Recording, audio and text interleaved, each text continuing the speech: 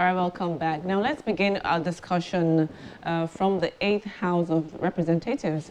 Now it had this voluntary session after 4 years of active representation.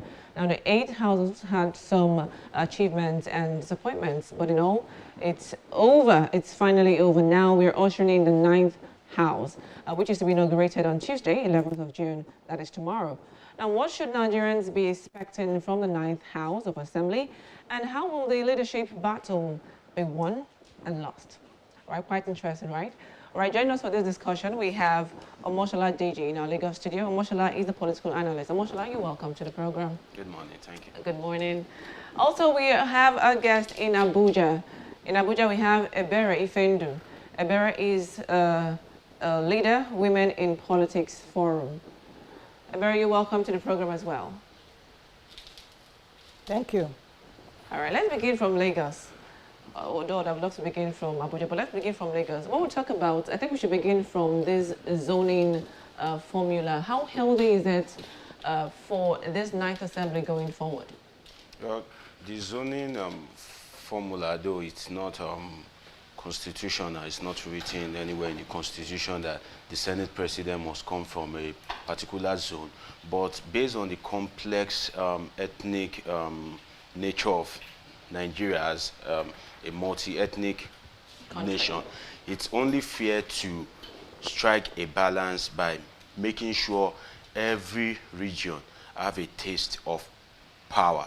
So that will avoid a situation whereby one region will just be the president, vice president, senate president, speaker, and that. So the zoning, logically, it's quite healthy as it brings a form of kind of balancing in the approach of government, and that will reduce the political tension, cry for marginalization, and once every region have a little taste of that power, you know, there's that self-fulfillment that they feel, okay, they are relevant, they are included into the equation, and I think that is quite healthy based on the situation we have now in the country. Did you say it's healthy? You're placing zoning as against competence, over competence?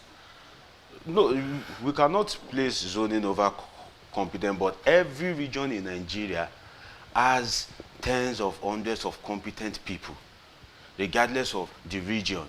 Any region you face in Nigeria is endowed with well-competent people. So based on that, we just have to make sure that we strike that a bit of balance. Look at the House of Representatives. One of the agitation there is that the vice president is from the southwest, and APC as a party is also anointing somebody from the southwest. When we have 6 geopolitical zones, one would naturally think that there will be a spread of those kind of key positions. But so that is one of the issue causing this agitation in the House of Reps. So you can see that if the APC, for example, had zoned it to another region, probably we wouldn't have this cry of marginalization, agitation, and all that.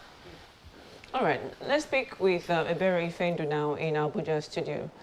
Ebere, from all this forth and back on bickering for who heads what position in the 9th Assembly, women once again or yet again seem to be marginalized. What do you think about this?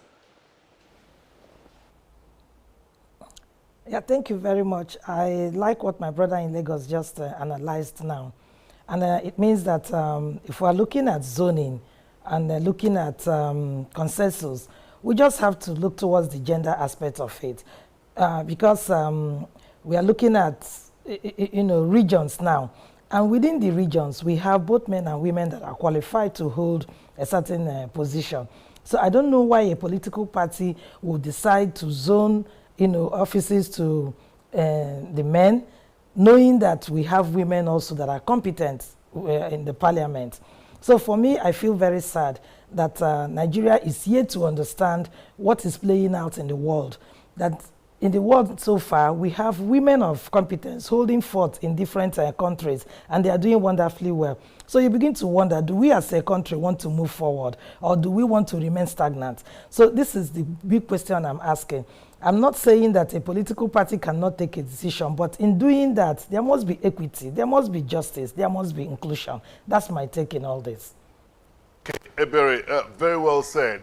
Before we start talking about the issue of zoning and gender with the women in focus, let's look at what statistics has said about women participation in politics. You are a leader of Women in Politics Forum, and in the 8th Assembly, we saw 7 of 109 senators, yes, 109 male and 7 female, and 22 of 360 in the House of Reps. And in the 9th Assembly, it is a woeful participation of the female gender in politics. So wouldn't you think that we should start dealing with the issue of women in politics first, before we start looking at them crying out for a zoning formula? Okay, let me say that talking about generally the position of women in politics, you must understand that it also starts from the political parties. We also experienced this, you know, when forms were being sold and then during primaries.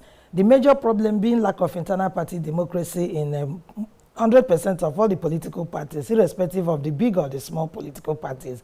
But I'm happy that the judiciary, you know, took a great stand on this with the case of Zamfara, River State, and then most recently Bauchi State, where some legislators lost their seats because of a lack of internal party democracy, of not having a proper primaries. What I'm saying here is this: women came out this time to contest election, unprecedented number of women. Generally, we had about 2,970 women contesting elections, and how many of them won? Just about 65, including the woman that won for councillor in FCT. So out of 2,970 women, only 65 of them made it as candidates, and not as candidates, but as people who finally won elections. That tells you that the political structure is masculine, is patriarchal. They don't want women to come on board. They are afraid, and you begin to wonder why they should be afraid. Instead of complementing our efforts, I was listening to an analysis this morning on one of the national televisions, and I heard about what happened in South Africa. Immediately, the president made up his cabinet of 50-50. Their market, you know, went up. People got interested because for once, they're beginning to feel the impact of women coming in with, you know, their own expertise. And they believe that the economy will be run better. And so their stock just went up. Nigeria is not looking at the economic value that women will bring on board. They are just, you know, a kind of out there to, you know, grab whatever they can grab. Before we started, there was a program, a presentation from Lagos Angle, where a legal colleague of mine made an analysis. It's just about what they can get, what they can grab, and not what they can bring on board to build the country. And women are saying, give us this opportunity to help to stabilize the country, and nobody is looking at it. We are having issues of insecurity, and basically it's because they are doing, you know, things the same way. And nobody is showing, you know, the kind of empathy that women will bring on board. It's just a masculine thing. Look at the executive. Everywhere you go to, it's just about men, men, men. And I tell you, they will continue to fail until they begin to look inwards and begin to have women come on board. Without inclusion, without 50-50 participation of women, Nigeria will remain where they are. I'm not a prophet of doom, but that is a fact. Take, for instance, what is happening in America today. It takes a woman, Nancy Pelosi, to stabilize the national their assembly. And the country, you know, even with the president they have, the woman is able to put the assembly together. You go to every other country that is making progress. Rwanda, Senegal, Ethiopia. Talk about them. Most recently, in Singapore, an Islamic country, a woman is a president. So what is happening to us? Why don't we want to move with the world? This is the question that I think you have to bring some men to begin to ask them questions, especially the party leaders and all the key players in politics. All right, Ebere. We're not going to move focus from women in politics because we are looking at the National Assembly inauguration with a focus on the 9th House of Representatives. I think it's a little too late for women to be asking for positions if we didn't get it up until now. Tomorrow is inauguration. But let's come back to Lagos. We still have Omoshola here. You heard what she talked about, inclusion. Now, before that, you made mention of the vice president being from the southwest, and what the APC is pushing is Gabriel, who is also from the southwest. If we're talking about zoning formula, even though it's not written, it's not in the constitution, do you think that, because to me, how it strikes me is that is when it favors you, you talk about zoning. When it favors you, you say, okay, let's zone to different regions. But when it doesn't favor you, you decide to bring in whoever you think should run there. Why do you think this zoning formula shouldn't even be erased completely?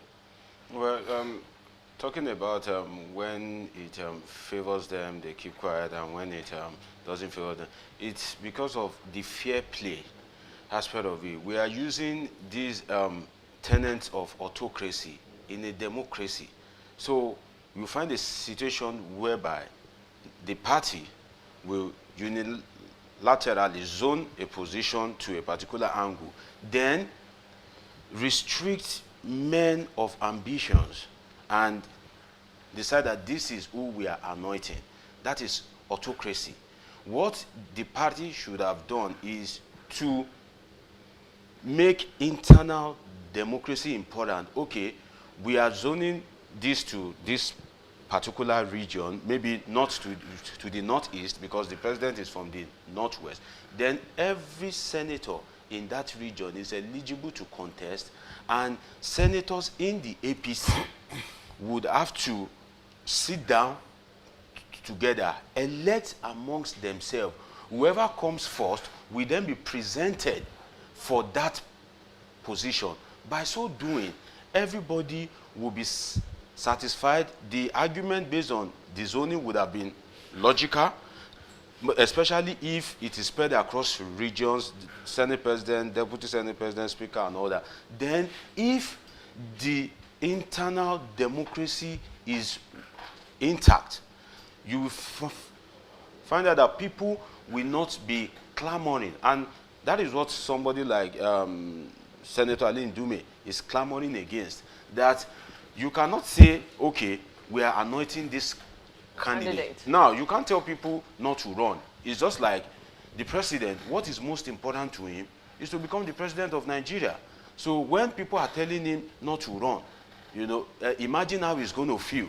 That somebody should just wake up. He's had this ambition for like 20 years. Then you just wake up one morning and say, no, don't run. How does that feel in a democratic setting? And you now ask yourself that, is this the interest of the party? When they say every member of the party must follow the interest of the party, you have to say that, is this the interest of the party or the interest of a cabal in the party itself? Because when you find it in a political party, there are different kind of cabals and caucus. So you find a situation whereby a particular caucus is running the show under the pretext that it is the interest of the party. And the other caucus in that political party will now be wondering that, so you people want to be the one calling the shot, hiding under the interest of the party. You won't expect them not to revolt. And APC as a party has not learned our lessons. Having suffered a monumental loss in Zamfara, River State, that also led to a similar situation also affected the party in Ondo State. So when the internal democracy is not right, when you zone something to a particular place, then you now anoint a particular candidate using the tenets of autocracy to achieve democratic means, then definitely there will be implosion and there will be dissatisfaction. And at the end of the day, the party might at the same time suffer what it suffered in 2015, because that was what happened, whereby you anoint a particular candidate despite zoning it to a particular region. All right, interesting stuff there. Let's look at the whole issue about the leadership tussle in the House of Representatives. So far, Femi Gbajamila seems to be the most favored by the presidency, by the executives. Now, the executive involvement in electing leaders in the House, in the Senate, seemed to be a recurring decima. We saw what played out in the 8th Assembly, where there was a revolt, and then we saw the aftermath of that, what I call fallout of the relationship between the executive and the legislators. How do you think this will play out? Some people are saying that if Femi emerges as a Speaker of the Senate, we would have a rubber-stamp House of Representatives. Do you share this opinion? Well, the process through which Femi emerged is one thing. Another thing is how he is able to carry his colleagues along, how he is able to share his ideas with his colleagues. If he is not able to sell his ideas properly, most of his colleagues might see him as a stooge that would just be rubber stamping anything that comes. So now, those eligible to vote has been restricted to the elected. So it depends on how he is able to convince those elected about his programs, his ideas, and his vision for the night. Those are appointed, you mean? They were appointed, not elected, because they were what's the word now? They were appointed by the executives. No, I'm talking about in the House of his colleagues. Yes, what you say, amongst representatives in the House, the executives are supporting so that is like the Senate. They are left with just one option, or rather two options right now, because we also have Bago coming out also crying that the North Central deserves a place in the leadership of the House of Representatives. Well, the North Central are arguing that they produce the largest votes, third largest vote that gave President Buhari a win, and that the president is already from the Southwest. But then another school of thought on the side of Gbajabiamila are arguing that he is arguably the most qualified based on experience. So now, the question now is, should we go for the most qualified in terms of ranking, highest ranking House of Representative member, or should we go for the logical aspect of it, whereby national spread? So it is now left for those elected to now look at what pays them. But what might happen at the end of the day is, if Bago is able to sell that narrative into the minds of the senators, representatives, especially from the north, then Gbajabiamila might be having problem clinching that spot. But another thing that's working in favor of Gbajabiamila is Wase is a very strong representative member, one in the 8th Assembly, then two in the North itself. So now, the APC was wise enough to have dialogue with Wase and use him to deputize Gbajabiamila. So it's a kind of like dicey situation that can go either way. But then when you look at some other factors, like the Godfather hangover effect on Gbajabiamila, now the elected in the House of Representatives might be making a calculation that based on the background that Gbajabiamila is coming from, if they should give him that opportunity, then they will indirectly be strengthening his godfather, which they might think may be dangerous for the national politics, looking at how the godfather had clinched on to the throat of Lagos State and not releasing it. So they might not want to replicate that at the federal level in such a way whereby the institutions of the legislature will now be under the armpit of a particular godfather that will most likely keep demanding for more and more and more and more. So the night elected representative might be careful of that. But then again, it depends on how Gbaja is able to show his independent-mindedness, how he's able to sell himself. Now, but is that Gbaja possible? will be judged. Is that even possible? If Well, you are being handpicked by a godfather, do you think you can be independent? Well, it's not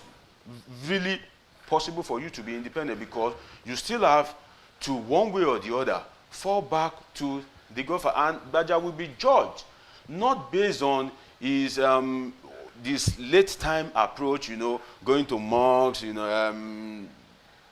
parleying with it will be judged based on his character in the 8th assembly, in the 7th assembly, in the 6th assembly, with the kind of person he is, the kind of charisma he brings to the floor. Right. Is he arrogant? Is he approachable? So these things have sunk into the minds of the elected, and those that are new will definitely receive feedback from their predecessors. All right, let's talk to Ebere now in Abuja. Ebere, the Director General of the Gbajabiamila Speakership Campaign Council, Abdul Mumini Jibrin, said that Gbajabiamila has already gotten the signature of over 180 rep members. And we saw about 170 lawmakers, including 4 co-aspirants and several PDP and opposition members, attend Gbajabiamila's official declaration ceremony, where he pledged to support, where they all pledged to support his bid. But do you think that there can be a change of mind of any of these 180 or 170 lawmakers that were in attendance?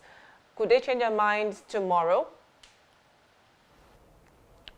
Well, yeah, what you just said is that you saw them when Gbajabiamila declared his intention to run for the seat. Just like they also attended the one that Honorable Nkiruka also invited them, and the one that Honorable Bago also invited them. It was an open invitation. I mean, come and listen to me to know what my agenda will be when I become a speaker. So you won't use that to judge as the number of people that are already supporting. I mean, like people campaigning during elections. You call the world together. All you do is to sell your manifesto and agenda to them. Then they begin to, dissect and ask themselves where they should, go to. So I'm not going to use that as, people that already signed in to vote for him. Because if they are banking on that, there might be an upset tomorrow. And for me, again, I want to say that the signatures, we didn't see the signatures. We need them to come out like today, as a team to say, look, we are all seated here and we are going to endorse Gbajabiamila tomorrow. That will be, a reason for us to begin to say, oh, they already made it. But for me, I think that the right thing should be for them to go there tomorrow. Let the members of, the parliament decide who their speaker will be.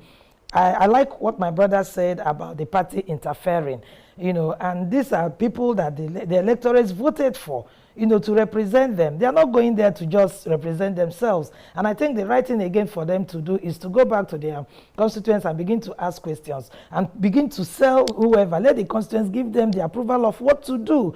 If we begin to have, an imposed speaker, we are going to have issues.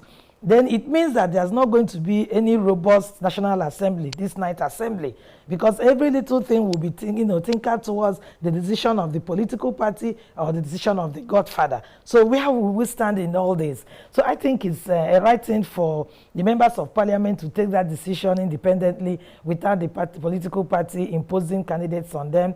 People are free to contest. Like he rightly said, when it is zoned, it is not micro-zoned again.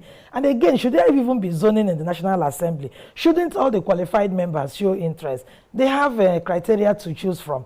Especially you must be a ranking member. You must show character and integrity. And so it shouldn't be limited to one person. Whoever is qualified should be allowed to contest the election. Let the people in parliament decide who will be their leader. Because most times you see that they suppress even the best person to hold that position because of some of these zoning and consensus arrangements. We hardly get the best out of it. Yes, I don't want to say that Gbajabiamila is not qualified. I don't want to say that he lacks capacity. He does not lack capacity. He's a good person by what we've been seeing on television. But let me also say that Nkiru Onyejocha is a qualified person, a woman with ranking status in the National Assembly. Why would anybody zone her out? These are just my concerns in all these things. He's not the only qualified person. There are so many of them qualified. So why don't you allow the people to elect the best, the person they feel is the best? They have other things to put into consideration. Interpersonal relationship with members of the parliament. That's also very critical. Because if you don't have that, then how are you going to be able to put the house together? So I think that Well, tomorrow we'll decide. Let me not preempt what they are going to do. Let me not talk about the number of signatures that people are, throwing out now. Last assembly, we saw what played out. People thought he was going to win. And then Dogara also, pulled off the string. So let's see what will happen tomorrow, actually. I'm happy you tilted to the 8th Assembly. Yes, we all saw what played out in the 8th Assembly, and we all saw the politics and the politicking in the leadership. And I want to believe that some lessons have also been learned. But with the way this current assembly, the yet to be inaugurated assembly, is going about this leadership tussle, there are indications, or one could rightly say it's obvious that lessons have not been learned. You're very correct. Yeah, because they are not, looking at what transpired in the 8th Assembly to know that this time, they are going to be more open and then, to relate with members individually and collectively also. So I'm not going to tell you now that there might not be surprises tomorrow. And that's why I said, let's wait and see what will play out tomorrow.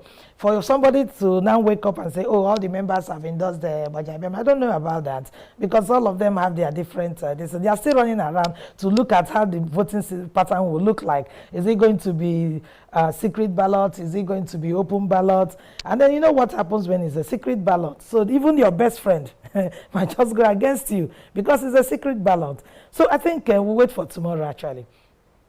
We'll come back to you. But let me take from the last statement she said and come to you, Omoshola. Now, we know that a determining factor is the voting method to be adopted, whether secret ballots or whether it's open ballot. People would say that in 2011, what they used was the secret ballot, the open ballot, but in 2015 it was the open ballot, and they should go back to using the secret ballot. So whether it's secret or open ballot, which do you think will be adopted for this 9th Assembly? Well, I think the best option is to adopt the secret ballot in order to avoid this kind of like victimization from the party. If the party had thrown it open and the Lawan in the Senate and Bajabe Amila in the House of Rep had not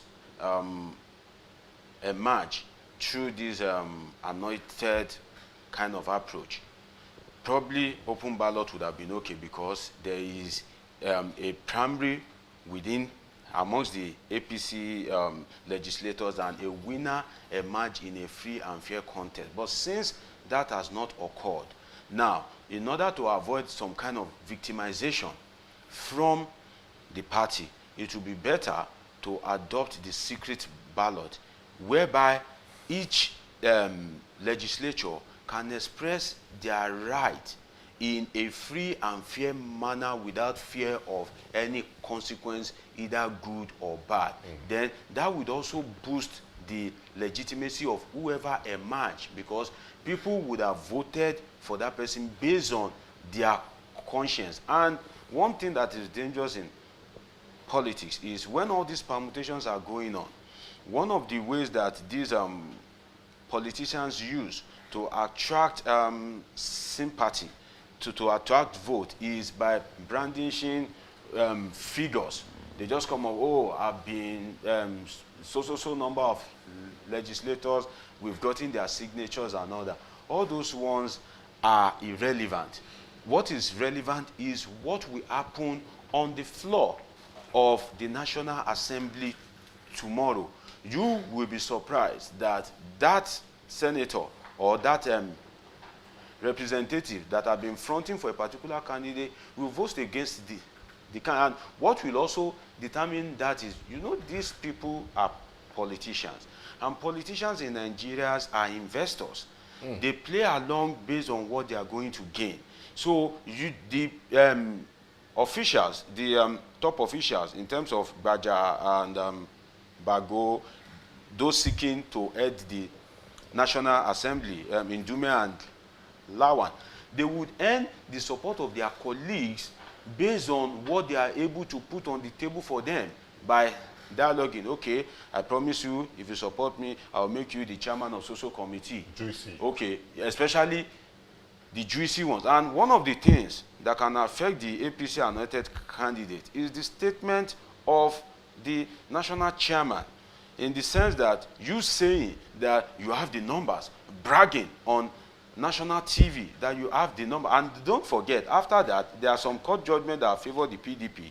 All the Zamfara legislators are now in the PDP. So as a leader, you don't make statements like that. You don't make arrogant statements that can jeopardize the chance of your party and candidate. You have to use the carrot and stick approach.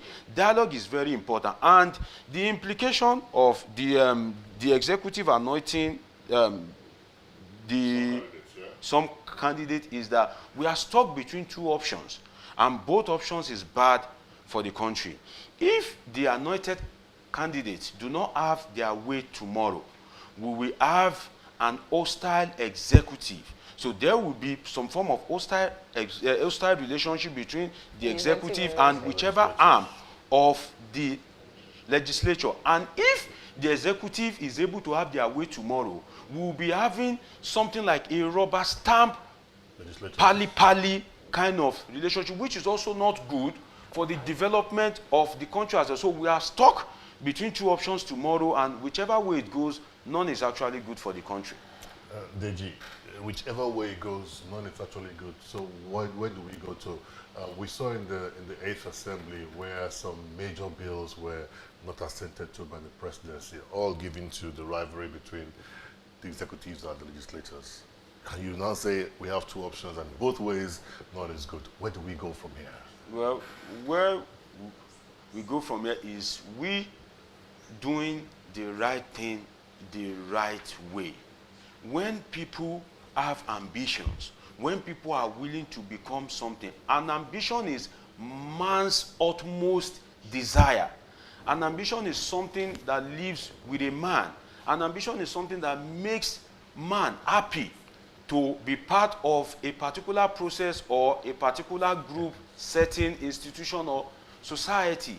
So when you rob men of ambitions the chance to put forward their ambitions in a free and fair manner, definitely we'll be having this kind of thing now. Now, if our political parties operate based on ideology, we will have candidates that will emerge and follow the ideologies of the party. Whoever emerge, doesn't matter. There's a particular template, there's what the party stands for. So whoever emerge, as long as that person is from the ruling political party, to me, the executive should now be matured enough to know that democracy is all about permutation, winning and losing.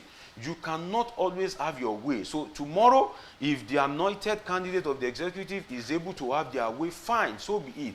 But if they are not able to have their way, I believe that the presidency should have that maturity to work with whoever emerges for the progress of Nigeria. And one of the problems we have is the drafters of the Constitution has put so much powers in the hands of the president, because I think the drafters of the, I try to go through their mind why they are drafting that. They had believed that anybody that will become the president of this country will be some superhuman beings, not knowing that anybody that will be the president, occupy that presidential seat, is also a human being with also with emotions, affections, interests, opinions. So the enormous power in the hands of the executive is also not helping matters. So we need to look at the Constitution. We need to practice democracy both at the intra-level and at the inter-party level. Normal, standard, and at the end of the day tomorrow, we need a free, fair, and transparent process. Not that in the morning, the DSL will go and storm the house of some people and give them house arrest. I hope that will not happen. And I hope at the end of the election tomorrow, we will not have a situation whereby EFCC will spring up, then bring out case file of some people and say, we now have a case against you. Those are the kind of bad habits that we have that is spoiling our democracy. And I hope the political actors going forward will have that maturity of picking the interest of the nation first before their own personal or party interest. All right, thank you, Omoshola. But let's speak again with Ebere.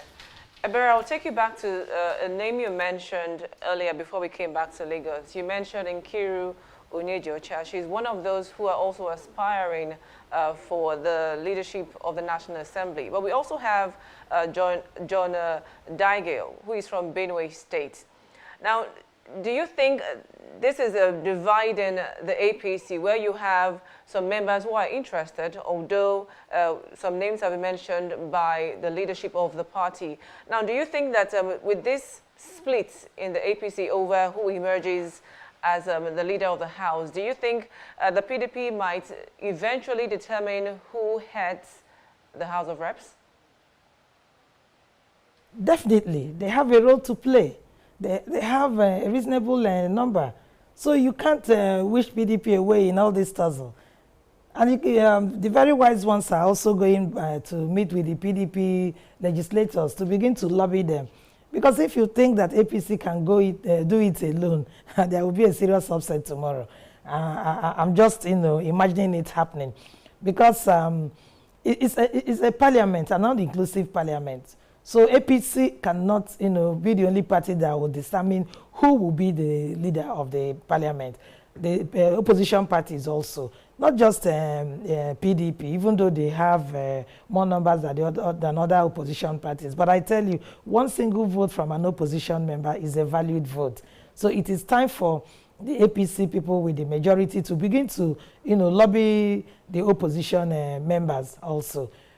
Otherwise, the very smart ones will do that, and that will determine the election tomorrow. And I don't think it's going to be anything far from it.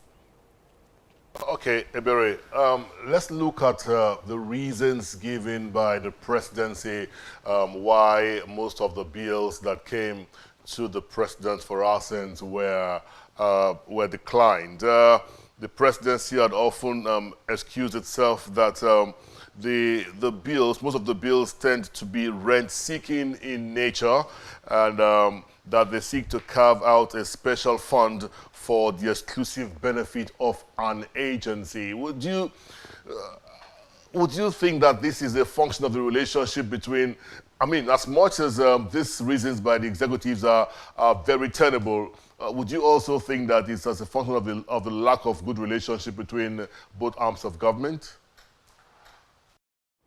Yes, I think so. And we have not also done anything to, cure that menace, because from what my brother said in Lagos, yes, give and take, whichever way this thing, plays out tomorrow, if it's not properly handled, we are going back to what played out in the 8th Assembly. And I'm looking at, some of these bills that we are talking about. They are actually bills that Nigerians were really expecting to, come on board.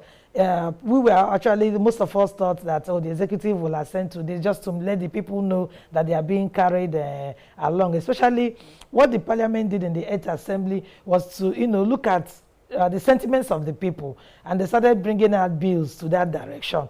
And the executive didn't think that not assenting to those bills would not, affect the people. What they did actually, they thought they were fighting the legislature, but indirectly they were fighting the people of the country. And so we are saying that whoever emerges, the presidency or the executive should please jettison politics and begin to look at the country, as an independent body, and work with the legislature for those bills that will help Nigeria forward. In fact, even the electoral act that was amended didn't get assent from the president, and that's why we have gone back to to litigation. If you ask the INEC chairman, he will tell you the number of cases that INEC will have to, grapple with this period. And it's unreasonable. We are spending money that should have been used for something good. But if we had a good electoral act and actually followed, it would have reduced the number of litigation. So from pre-election petition and to election petition proper, we cannot, over thousands of cases going on. And then we are going to pay lawyers, senior advocates everywhere. There's money that we are spending that should have been, diverted to something more important for the people. So I'm saying that the executive and the legislature at this time, however the election turns out tomorrow, please put the people into, consideration and find a way to work together. It's not always every time that you win. There are so many times you have to concede and then move forward. Ebere, we'll come back to you very shortly. Omoshola, just before as she was speaking, we saw some slides on the TV, one of which was Yakubu Dogara, the immediate past Speaker of the House of Reps.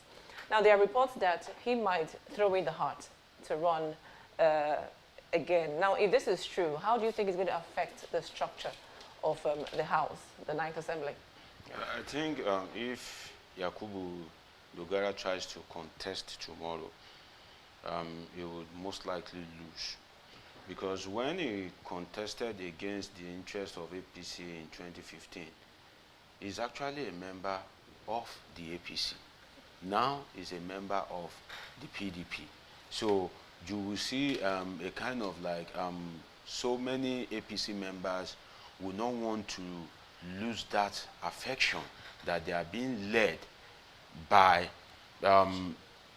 somebody from the opposition party. What I see the APC members doing is probably voting for one of their own member, but maybe against the interest of the party.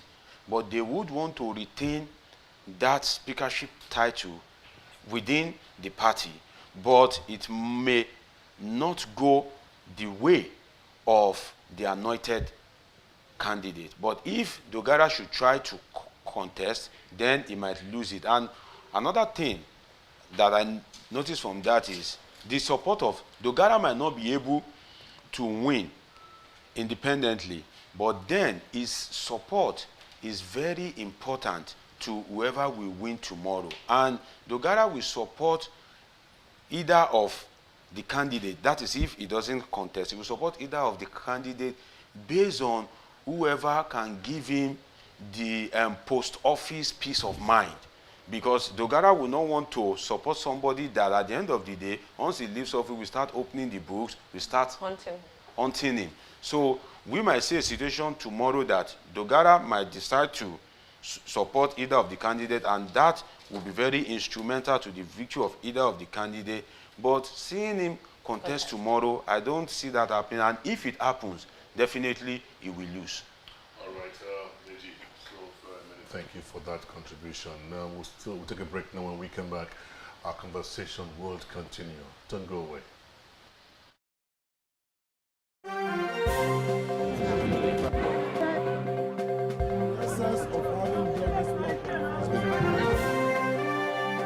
You say something, you say no.